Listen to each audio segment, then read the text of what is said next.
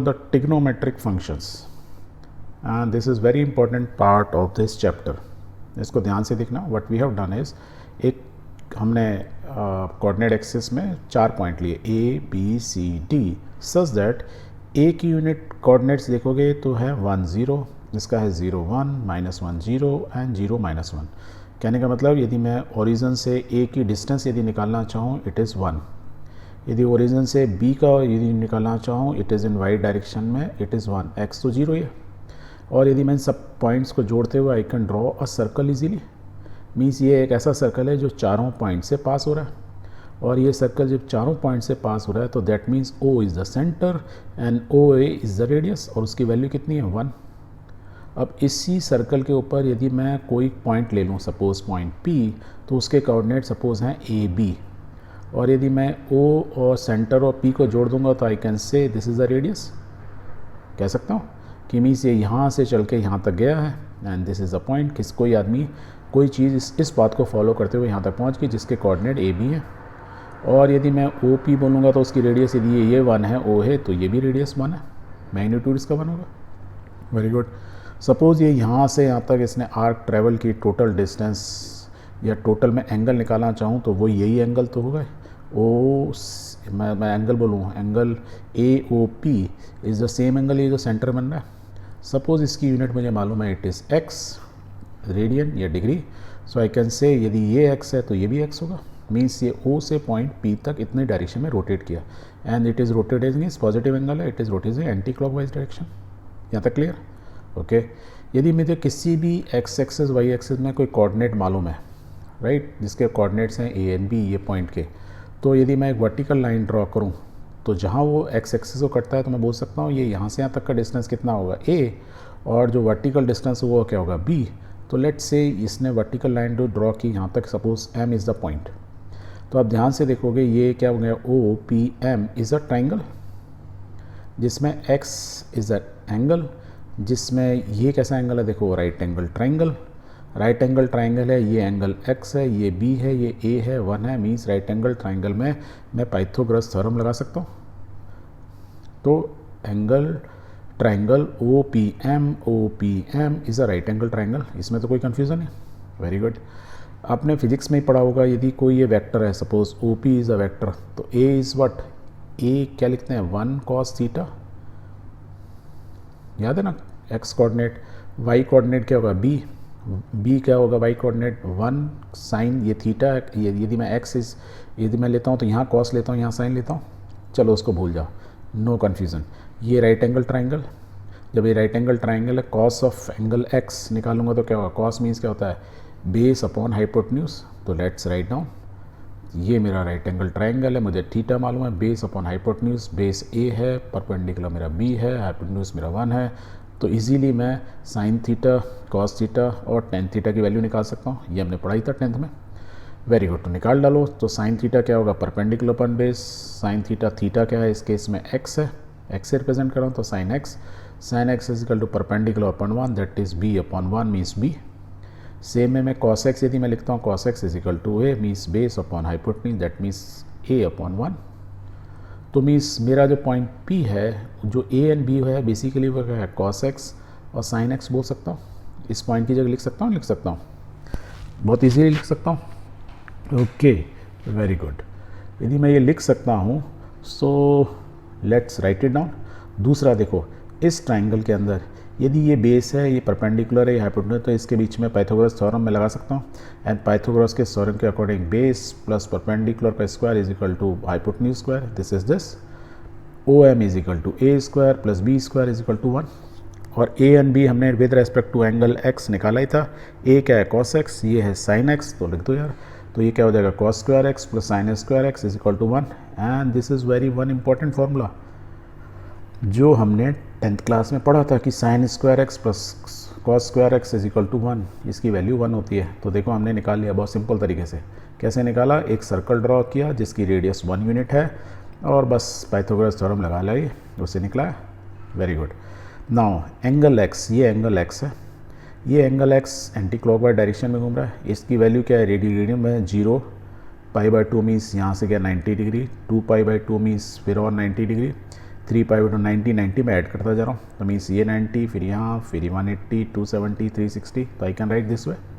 और यदि ये मैं 2 and 2 कट कर दूँ तो क्या आई can right pi, pi means 180 की, और इसको कट कर दूँ दैट मीन्स 2 पाई मीन्स यहाँ, तो मीन्स यहाँ यहाँ यहाँ यहाँ मीन्स मैंने इस सर्कल को 4 पार्ट में डिवाइड कर दिया। We say we are divided the circle in 4 quadrant, 0 से 90, 90 से 180, 180 से 270 और 270 से 360, तो यही एंगल है। ओके, एंगल एक्स, एक्स यदि एंगल एक्स बना रहा है तो मेरे को पी के कोऑर्डिनेट क्या है, ए बी, और ए बी हमने क्या निकाले, कॉस एक्स साइन एक्स, तो I can right cos x sign x, तो लिख दो यार कॉस एक्स साइन एक्स। अब दूसरा एक चीज़ जो कोऑर्डिनेट समझ में आए थे नहीं आए थे, तो देखो दोबारा समझते हैं।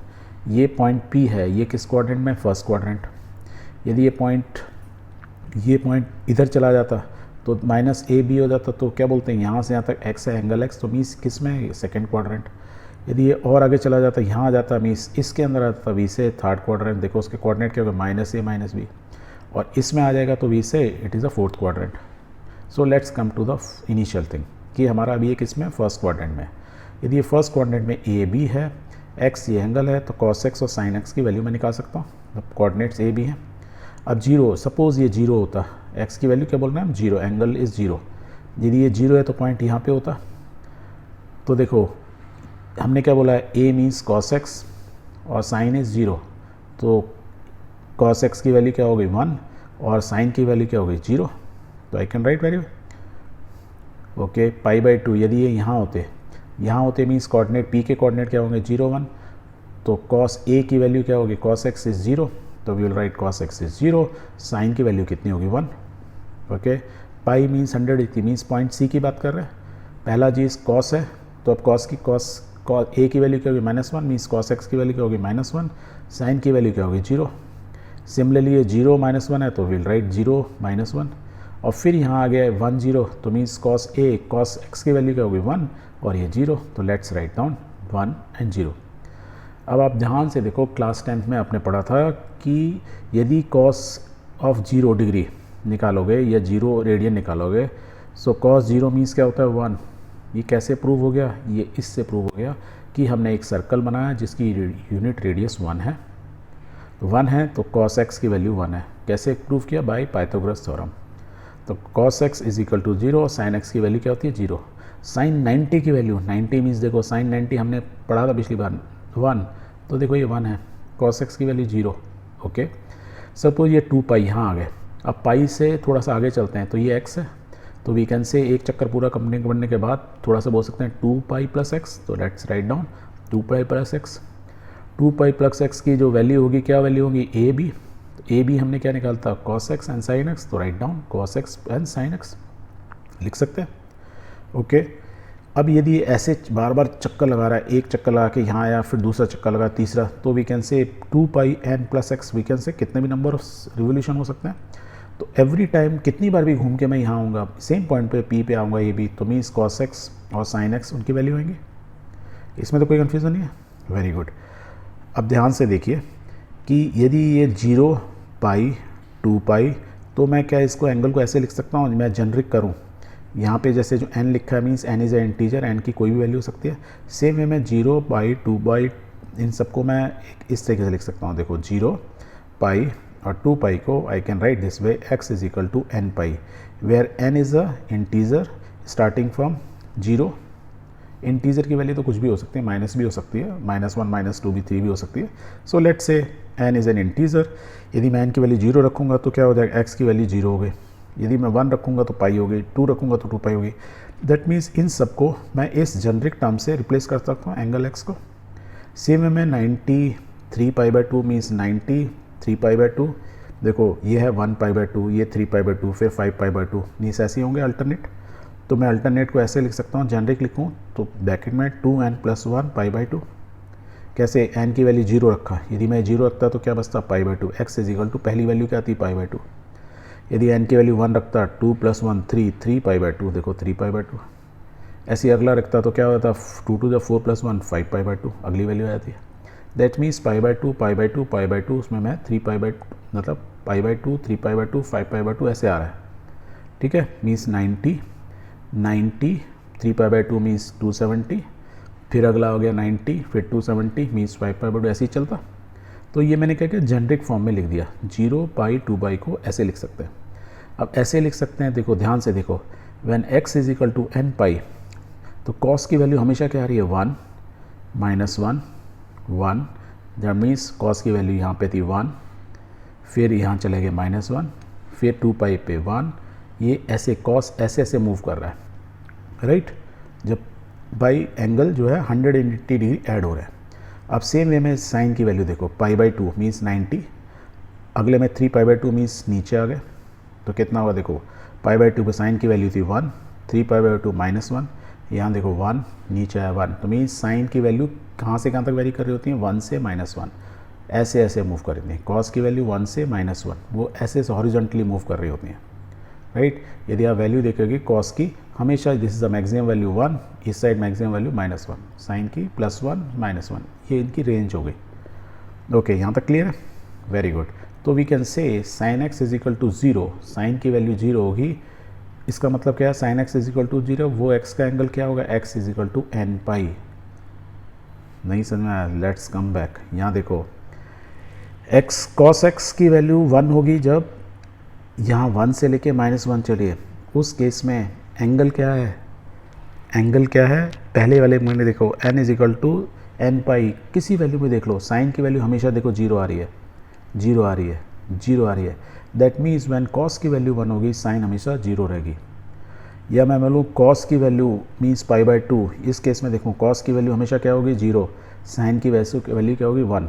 तो मैं हम ये बोल सकते हैं, यही चीज़ बोल सकते हैं कि sine x is equal to 0 when x is equal to n pi, और cos x is equal to 0 when x is equal to 90 और 90 के मल्टीपल, ये बोल सकते हैं।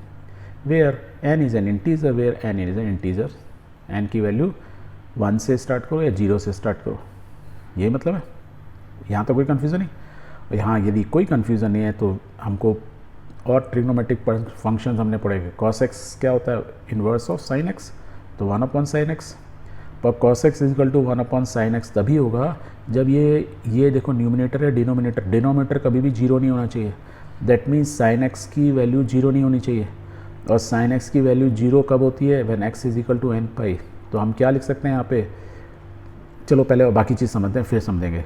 sec x क्या होता है, 1/cos x इनवर्स से, tan x क्या होता है, 1/cot x या sin x/cos x, ऐसे लिख सकते हैं। cot x इसका उल्टा होता है cos x/sin x, tan का उल्टा होता है।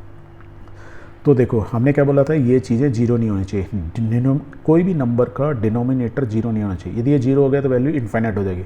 तो what we are saying, sin x की वैल्यू 0 नहीं होनी चाहिए। sin x की वैल्यू 0 कब होती है, when x is equal to n pi, तो वैसे x कभी भी n पाई नहीं होना चाहिए, where n is an integer. तो यदि x की वैल्यू n पाई का मल्टीपल नहीं होगा, मीन्स पाई, 0 पाई, 2 पाई, 3 पाई, 4 पाई नहीं होना चाहिए कभी, उस केस में this formula is valid, cos x is equal to 1/sin x subject to x is not equal to n pi, बोल सकते हैं। इस केस में cos x ये जो वैल्यू नीचे वाली 0 नहीं होनी चाहिए, पर हमको मालूम है 0 कब होती है, 90, 270 मीन्स इसका ऑड मल्टीपल ऑफ π/2, तो हम लिख देंगे x should not be equal to this. अब देखो tan x के केस में यहाँ पे भी cos x नीचे sin x की 0 हो जाए कोई फर्क नहीं पड़ता, पर नीचे डिनोमिनेटर 0 नहीं तो इन्फाइनाइट हो जाएगी, ये 0 नहीं हो मतलब यही सेम चीज़, x should not be is equal to this. इस केस में sin x 0 नीचे, दैट मीन्स ऊपर वाला, तो let's write down, we can write this way, clear, okay.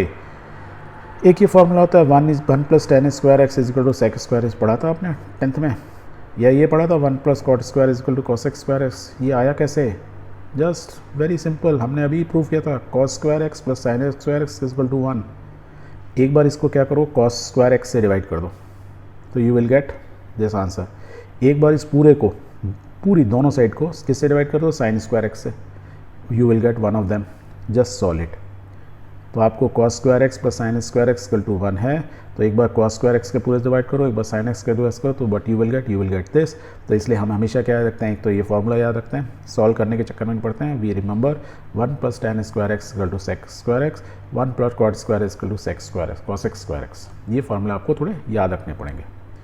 Very good. अब इन फार्मूलाज को थोड़ा सा ना क्वाड्रेंट फॉर्म में समझ लेते हैं। हमने कहा था एक सर्कल के 4 ये हम यदि ऐसे डिवाइड करते हैं, we divide the circle into 4 quadrants. यदि ये पॉइंट पी ए बी है, means x direction positive direction में ये वाला ट्रायंगल बन रहा है। यदि सेम एंगल मैं अपोजिट डायरेक्शन में मूव करा था इधर, तो ये एंगल कितना होता -x, because we have moved in the opposite direction, negative angle. इसके कोऑर्डिनेट यदि a b हैं तो इसके कोऑर्डिनेट क्या होते हैं a - b। यदि a - b हैं तो क्या मतलब है, ये यदि ये b है तो ये क्या होता है, यहाँ से यहाँ तक मैं निकालता -b। और अभी हमने थोड़ी देर पहले प्रूव किया था sin x is equal to B Pythagoras terms में, cos x is equal to means a क्या है cos x है, b जो है sin x है। तो यदि a जो है cos x है और b जो है ये sin x है, तो ध्यान से देखो इस केस के अंदर यदि मैं इस ट्रायंगल को लेता, ये ऑरेंज वाले ट्रायंगल को या ऑरेंज या येलोइश वाले को, यदि येलोइश वाले को लेता तो मैं क्या लिखता, मैं ऐसे लिखता sin -x, ये एंगल -x है, sine of -x is equal to क्या होता है perpendicular upon hypotenuse, that means -b, यही तो है। तो -b मीन्स साइन -b, और b हमें मालूम ही है, ये हमने b निकाला, b क्या है sin x, तो इसकी जगह मैं लिख सकता हूँ sin x। या सेम वे में चलो पहले cos को लें, cos -s, इस एंगल इस ट्रायंगल की बात कर रहे हैं, cos of -s is equal to base upon hypotenuse, that means a। Base क्या है, बेस इज a, ये है ना a, ये देखो a है पॉइंट है, तो ये a है, अपॉन हाइपोटेन्यूज मीन्स a। अब a यहाँ से और b यहाँ से यदि मैं दोनों केस में लिख दूँ तो I can write sin -x is equal to minus, तो साइन था ये, b की वैल्यू मैंने ऊपर से लिख दी है, तो sin x, तो means sine of -x is equal to sin x। ये हमने पढ़ा था पिछली बार फॉर्मूला, कैसे निकला है कि साइन ऑफ नेगेटिव एंगल लेंगे तो sin x होता है, ऐसी cos ऑफ -x लेंगे तो a क्या है cos x, तो ये cos x होता है। ये फॉर्मूला याद हो गया कि साइन का माइनस लेंगे तो माइनस बाहर आ जाता है, sin x लिखते हैं, cos -x लिखते हैं, cos x होता है। This is one way, another way of remembering कि ये फॉर्मूला आए कहाँ से। ओके, अब ध्यान से देखो, मैंने एक चीज़ और बताई थी कि cos की वैल्यूज़ कहाँ से मूव करती हैं, cos की वैल्यू x एक्सेस के अक्रॉस 1 से लेके मूव कहाँ तक करती हैं -1, और ये यदि ये जो पॉइंट है वो इस डायरेक्शन में ऐसे रोटेट करे क्लॉकवाइज, या ये जो रेडियस है ये ऐसे क्लॉकवाइज में मूव करे, तो cos की वैल्यूज़ हमेशा 1 से लेके -1 के बीच में वाइब्रेट करती रहेंगी, चेंज होती रहेंगी, इससे ज़्यादा नहीं होंगी, इससे कम ही होंगी, कभी कभी 0 भी होंगी, कभी माइनस में होंगी, प्लस माइनस होती रहेंगी। एग्जैक्टली साइन की वैल्यूज़ क्या होती हैं, 1 से लेके कहाँ तक जाती रहती हैं, -1 तक जाती रहती हैं। दैट मीन्स जब मैं किसी पॉइंट को यहाँ से ऐसे रोटेट करना शुरू करूँ तो साइन और कॉस की वैल्यू चेंज होती रहती है। कॉस की देखो 1 से स्टार्ट हुई तो फिर साइन यहाँ पे 1 हो गया, कॉस 0 हो गया, ऐसे समझ रहे हैं। पर इन दोनों केस में मैं देखूँ कि इस साइड में यदि कॉस देखता हूँ, जब भी कॉस इधर जाएगा तो कॉस की वैल्यू नेगेटिव होगी, क्योंकि पहला टर्म इज नेगेटिव, माइनस, तो माइनस होगी। और जब ये चीज़ नीचे आएगी तो means sign negative. That means इस क्वाड्रेंट के अंदर मेरा क्या होगा, कॉस की वैल्यू भी और साइन की वैल्यू भी हमेशा क्या होगी, नेगेटिव होगी। वेयर एज इसमें यदि मैं देखूंगा कॉस की वैल्यू cos x और साइन की b, ये हमेशा क्या होगी, पॉजिटिव। तो इसमें मेरी सारी वैल्यू क्वाड्रेंट फर्स्ट में मेरी पॉजिटिव होंगी, वेयर एज इसमें मेरी साइन और कॉस की वैल्यू नेगेटिव होगी। और अभी हमने यहाँ देखा था फोर्थ क्वाड्रेंट में क्या होता है, मेरे कॉस हमेशा क्या होता है, पॉजिटिव। ये हमेशा जो पहला जो कोऑर्डिनेट होगा, किसी भी पॉइंट, कोई भी पॉइंट लूँगा उसमें, क्योंकि मैं इस साइड में हूँ फोर्थ क्वाड्रेंट में, तो x की वैल्यू आई, x की वैल्यू ऑलवेज पॉजिटिव होगी, वेरस y की वैल्यू हमेशा नेगेटिव। मीन्स y की वैल्यू क्या है, साइन की वैल्यू हमेशा नेगेटिव आएगी।